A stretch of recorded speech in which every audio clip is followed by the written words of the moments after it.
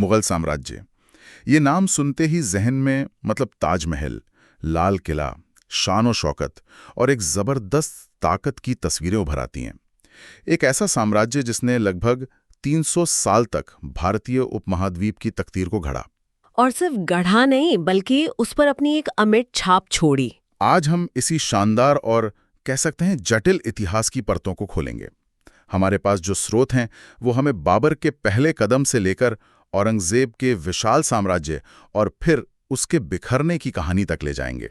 बिल्कुल। हमारा मकसद सिर्फ तारीखें और लड़ाइयां गिनाना नहीं है, बल्कि ये समझना है कि इस साम्राज्य ने कैसे आकार लिया, वो कौन सी नीतियां थी जिन्होंने इसे बुलंदियों पर पहुंचाया, और वो कौन सी दरारें थीं जिनके चलते ये शानदार इमारत आखिरकार ढह गई। तो चलिए इस दिलचस्प सफर पर निकलते हैं।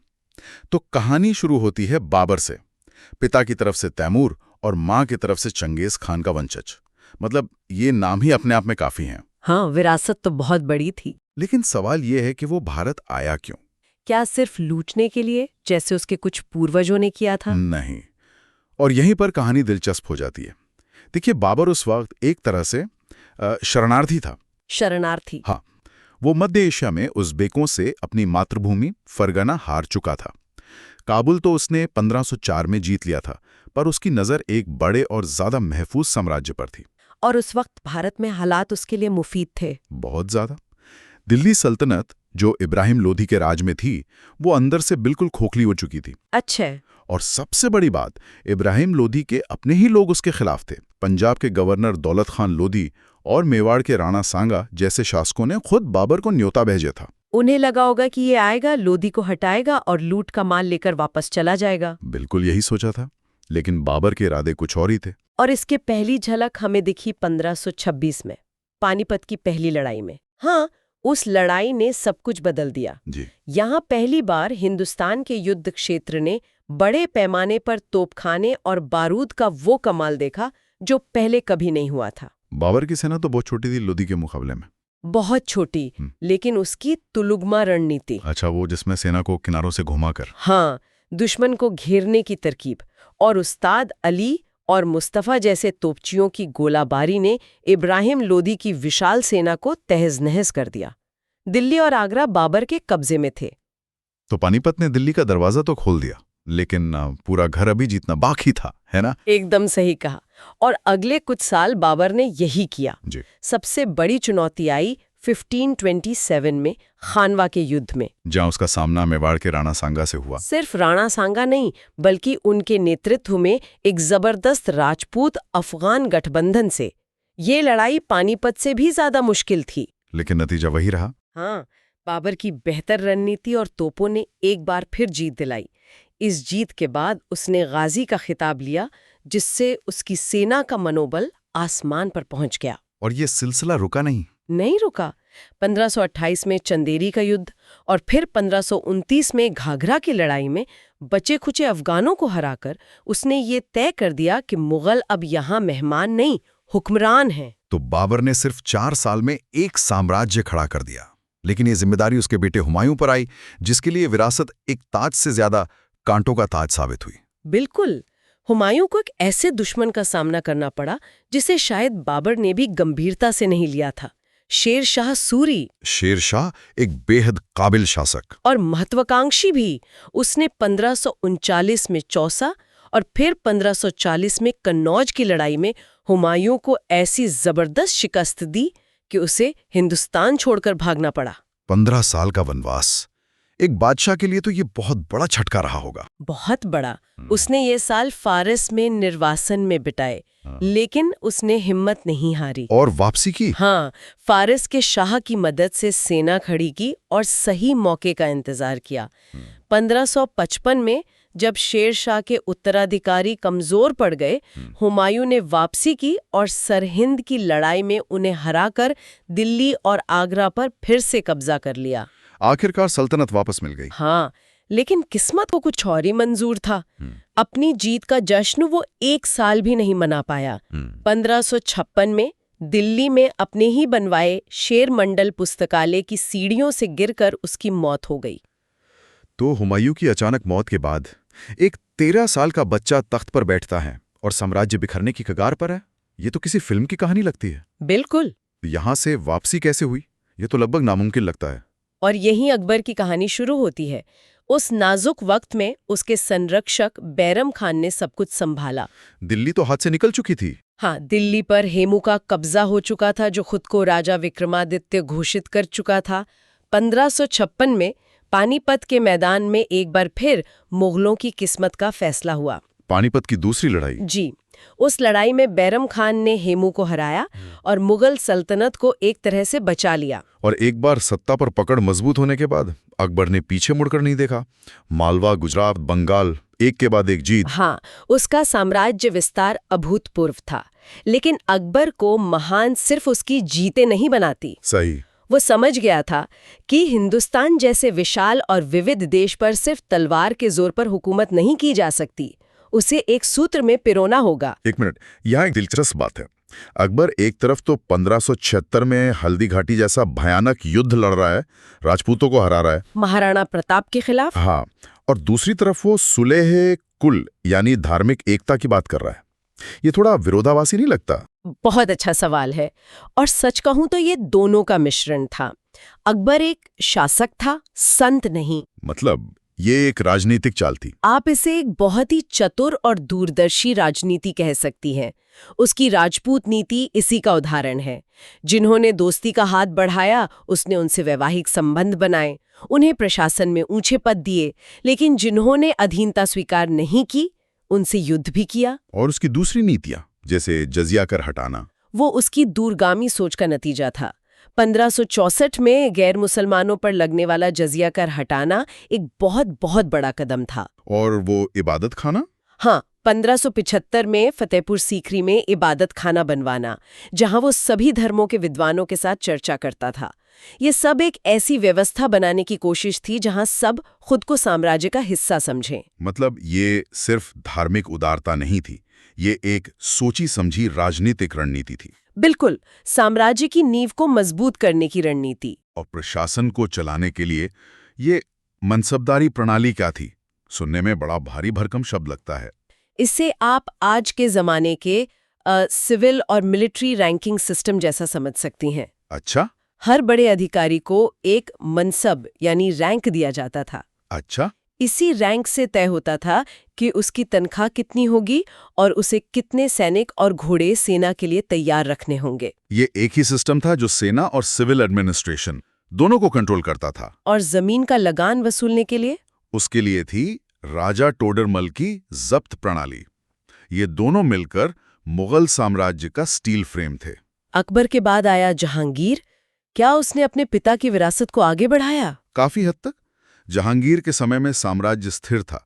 उसने मेवाड़ के साथ चली आ रही लंबी लड़ाई को 1615 में एक संधि करके खत्म किया। लेकिन एक बड़ा नुकसान भी तो हुआ था। हाँ, उसे एक बड़ा झटका लगा जब 1622 में सफावियों ने कंधार छीन लिया, जो व्यापार और रणनीति के लिहाज से बहुत अहम था। जहांगीर के दौर में नूरजहां का जिक्र बहुत आता है। क्या वो वाकई इतनी ताकतवर थी? हाँ बिल्कुल, नूरजहां सिर्फ मल्लिका नहीं थीं, वो सत्ता का केंद्र थीं। वो प्रशासन के फैसलों में सीधे तौर पर शामिल थीं। उनके नाम पर सिक्के भी जारी हुए थे? सिक्के तक जारी किए गए थे। उनका प्रभाव जबरदस्त था। और इसी दौर में अंग्रेजों ने भी दस्तक दिया ना? हाँ, सर थॉमस रो 1615 में जहांगीर के दरबार में आया और 1617 तक आते आते सूरत में एक फैक्ट्री लगाने की इजाजत हासिल करने में कामयाब रहा।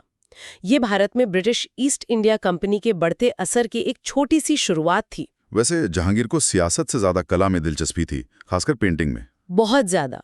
कश्मीर का शालीमार बाग उसी की देन है। और जहांगीर के बाद आया शाहजहां। उसका नाम आते ही आंखों के सामने सिर्फ एक ही चीज घूमती है, ताजमहल। और घूमनी भी चाहिए। 1632 से 1653 के बीच बना ताजमहल मुगल वास्तुकला का मतलब चरम है। लेकिन उसकी विरासत सिर्फ ताजमहल नहीं है। बिल्कुल नहीं। उसने दिल्ली में लाल किला, जामा मस्जिद और एक पूरा नया शहर शाहजहानाबाद बसाया, जिसे आज हम पुरानी दिल्ली कहते हैं। उसके दौर को मुगल वास्तुकला का स्वर्ण युग कहा जाता है। तो एक तरफ तो ये शानदार इमारतें बन रही थीं, लेकिन साम्राज्य की सीमाओं पर क्या हो रहा था? वहां चुनौतियां थीं। शाहजहां ने दक्कन में साम्राज्य का विस्तार तो किया, लेकिन कंधार। हाँ, 1649 में कंधार स्थायी रूप से हाथ से निकल गया। उसे वापस पाने की 3 बड़ी कोशिशें नाकाम रहीं। और खजाना? खजाना इमारतों और लड़ाइयों दोनों पर बेतहाशा खर्च हो रहा था। और फिर उसके शासन के अंत में शुरू हुआ वो भयानक दौर, उत्तराधिकार का युद्ध। हाँ, 1657-58 में जब शाहजहां बीमार पड़ा तो उसके चारों बेटों दाराशिको, शुजा, औरंगजेब और मुराद के बीच सत्ता के लिए एक खूनी संघर्ष छिड़ गया। दाराशिको के बारे में कहा जाता है कि अगर वो बादशाह बनता तो शायद इतिहास कुछ और होता। ये कहना मुश्किल है, लेकिन वो बाकियों से अलग जरूर था। दारा एक सूफी विचारक था, उदार, विद्वान। उसने उपनिषदों का फारसी में अनुवाद किया था। लेकिन जंग के मैदान में वो अपने भाई औरंगजेब से मात खा गया। 1658 में सामूगढ़ की लड़ाई डिसाइसिव मतलब निर्णायक साबित हुई। और ये शायद इतिहास की सबसे बड़ी त्रासदियों में से एक है। जिस इंसान ने दुनिया की सबसे खूबसूरत इमारत अपनी बेगम के लिए बनवाई, उसे जिंदगी के आखिरी 8 साल उसी इमारत को दूर से देखते हुए एक कैदी की तरह गुजारने पड़े, वो भी अपने ही बेटे के हाथों। 1686 में आगरा के किले में ही उसकी मौत हुई। जी। तो औरंगजेब के आते ही नक्शे पर मुगल साम्राज्य शायद अपने चरम पर पहुंच गया। मतलब इतना बड़ा साम्राज्य हिंदुस्तान में पहले कभी नहीं था। हाँ, नक्शे पर तो यही लग रहा था। उसने दक्षिण में बीजापुर 1686 में और गोलकुंडा 1687 में दोनों को जीत लिया, जो उसके बाप दादा नहीं कर पाए थे। साम्राज्य कश्मीर से कर्नाटक और काबुल से चटगांव तक फैल गया था। कागज पर तो वो शहंशाह आजम था। लेकिन हमेशा एक लेकिन होता है। इस विस्तार की कीमत क्या थी? कीमत बहुत भारी थी, और यही औरंगजेब के शासन का सबसे बड़ा विरोधाभास है। उसने अपने परदादा अकबर की कई नीतियों को पूरी तरह पलट दिया। जैसे 1679 में जजिया कर फिर से लगा दिया गया। दरबार में संगीत पर पाबंदी लग गई और कई मंदिरों को तोड़ने का हुक्म दिया गया। तो साम्राज्य तो इतना बड़ा था, फिर समस्या कहाँ थी? इन नीतियों का असर क्या हुआ? असर ये हुआ कि साम्राज्य में विद्रोह की आग भड़क उठी। छत्रपति शिवाजी के नेतृत्व में मराठा प्रतिरोध सबसे बड़ी चुनौती बनकर उभरा। और औरंगजेब ने अपने शासन के आखिरी कई साल दक्कर में ही गुजार दिए। आखिरी 27 साल मराठों से लड़ते हुए। और इन लड़ाइयों का असर सिर्फ जंग के मैदान तक नहीं था। इसका मतलब था शाही खजाना खाली होना। लगातार युद्ध से प्रशासन पर बोझ बढ़ रहा था। और जब बादशाह का पूरा ध्यान दक्षिण में था, तो उत्तर में क्या हो रहा था? उत्तर में भी हालात बिगड़ रहे थे। राजपूतों से रिश्ते खराब हो गए और युद्ध छिड़ गया। सिखों का विद्रोह हुआ, जिसके दौरान 1675 में 9वें सिख गुरु तेग बहादुर की हत्या कर दी गई। जाटों और सतनामियों ने भी बगावत की। हाँ, तो साम्राज्य दिखने में तो अपने चरम पर था, लेकिन उसकी नींव में दीमक लगनी शुरू हो चुकी थी। तो जब 1707 में औरंगजेब की मौत हुई, तो क्या साम्राज्य का पतन तय था? काफी हद तक। औरंगजेब के बाद जो बादशाह आए वो कमजोर और अयोग्य थे।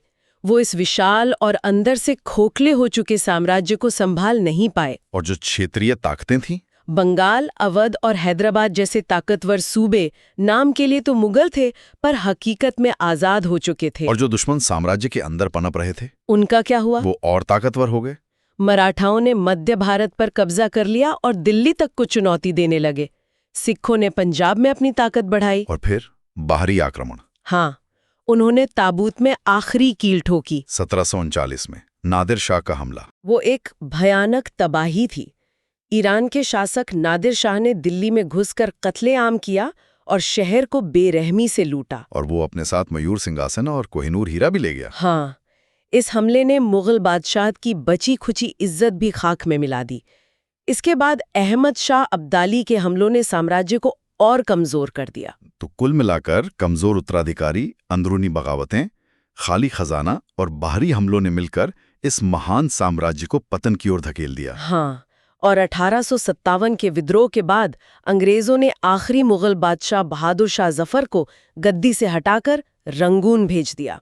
और इसी के साथ इस शानदार साम्राज्य का सूरज हमेशा के लिए अस्त हो गया। तो ये थी मुगल साम्राज्य के उदय और पतन की कहानी। बाबर की महत्वाकांक्षा से शुरू होकर अकबर के बनाए मजबूत ढांचे और शाहजहां की बेमिसाल वास्तुकला से गुजरते हुए और औरंगजेब के विशाल लेकिन अस्थिर साम्राज्य तक, और अंत में उसके बिखर जाने तक। और ये हमें एक बहुत ही दिलचस्प सवाल पर लाकर छोड़ देता है। क्या? अगर 1658 में सामूगढ़ की लड़ाई का नतीजा कुछ और होता, अगर दारा शिको वो जंग जीत गया होता, या अगर औरंगजेब ने अपने परदादा अकबर की सहिष्णु नीतियों को ही आगे बढ़ाया होता, तो आज भारतीय उपमहाद्वीप का इतिहास और भविष्य कितना अलग हो सकता था।